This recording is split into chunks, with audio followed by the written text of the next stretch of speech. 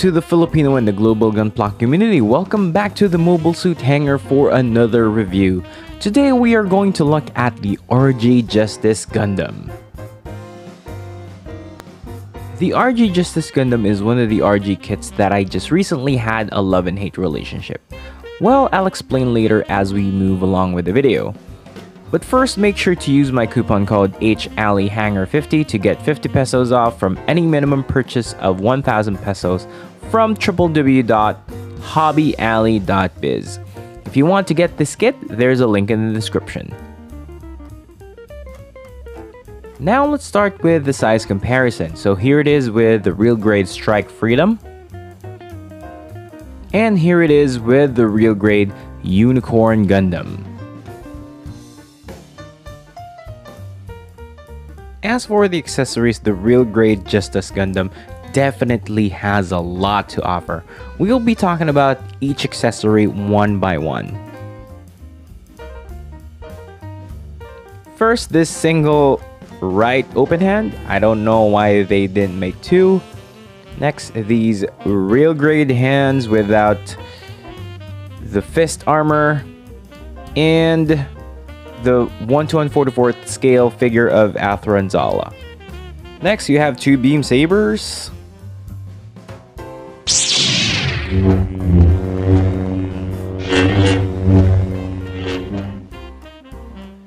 Of course, you can connect the two beam sabers so you can go Darth Maul style with the RG Justice Gundam. And yes, what I like about these beam sabers is that they have tabs so you can attach them onto the RG posable hands. For storage, you can absolutely store them in the side skirting armor. Next up is the shield. So you have a lot of things going on here on the attachment point. So you have one articulation point and you have a swivel here because, as you can see, it is connected by a ball joint. And the shield handle can be detached and reattached like so. Therefore, the RG posable hands can hold the shield.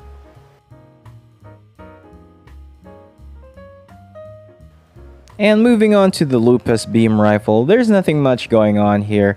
You just have a secondary handle that moves sidewards like so. And as you can see, the holding hand is already holding the beam rifle because, you know, I don't want to fiddle with early real grids too much. And of course, the last pair of handheld weapons would be the beam boomerangs. As you can see, you have beam effect parts with jagged edges. Really nice. And this part can fold out like so. So you could use the RG posable hands to tab these into place.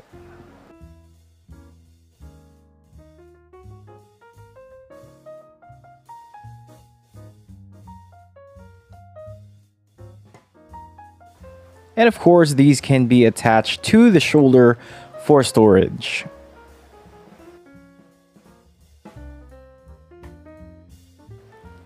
And last but not least, you have this base adapter with the stand for the backpack. So you attach the stand right here, and you attach the base adapter onto this section of the backpack. Okay, so much for the little accessories. Now let's go to the main event of this kit, which is the backpack. So this is the connecting piece of the backpack onto the back of the mobile suit. So as you can see, it has 2 points of articulation and it's quite sturdy.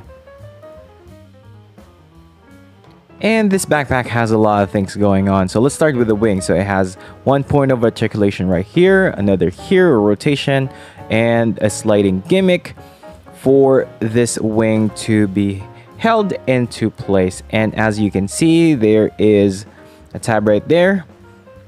So again, the wings will be locked into place. So these guns right here can rotate just like so. And it can go up and down. And these big guns can also move up and down just like so. And the middle part can extend. And you also have this flippy floppy footrest that can go up and down and off. Ugh. Now let's attach the backpack onto the mobile suit and let's see how it looks like.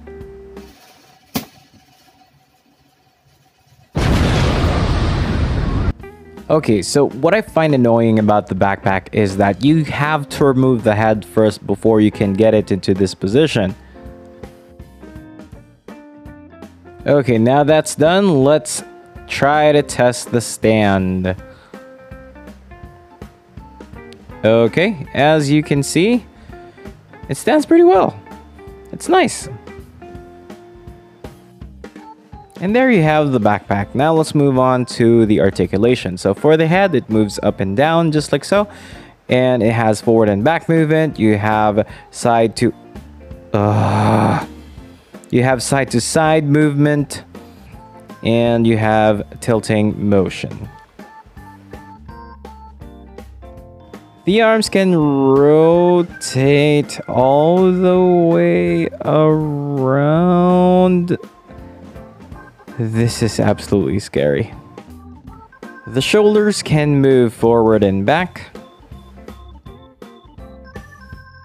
The shoulder armor can move independently just like so. The arm can move up that far. You have a bicep swivel. And a beautiful double bend at the elbow with sliding armor. Then you have the twist at the torso. A fairly decent ab crunch and arcing back. You have side to side. And you have an opening cockpit. Front skirting armor can move up. Side skirts, not so much, but it can rotate just like that. Back skirting armor can move up and down as well. And this is the kick all the way up. You have a double bend at the knee with sliding armor parts. And of course, this is a real grade kit and it definitely can do the splits. You have a thigh swivel. The feet can go up and down like that, and you have a minimal toe bend. The ankle armor is also articulate. It can move side to side and up and down, and the feet can also tilt sideways. The feet is connected by a peg, so it has a swivel just like this. Okay, so before I move on to the poses and my final thoughts, I don't understand this wrist part. It always, yeah, it doesn't stay in place. And you are probably thinking why I didn't attach the shield. Well, you guessed it, it doesn't stay in place.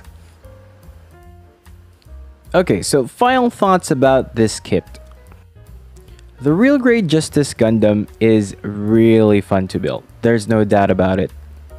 It is very articulate and it can do a lot of poses. Look at this. You can definitely have really nice action poses if done right with the backpack.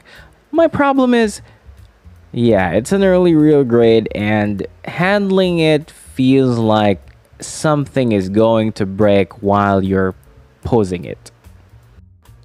So you only have two reasons for buying this kit. Number one, if you're a hardcore Real Grade fan and you want to collect everything. And number two, you're a fan of the mobile suit. And that is it for this review. Thank you so much for watching and I'll see you guys in the next video. Bye!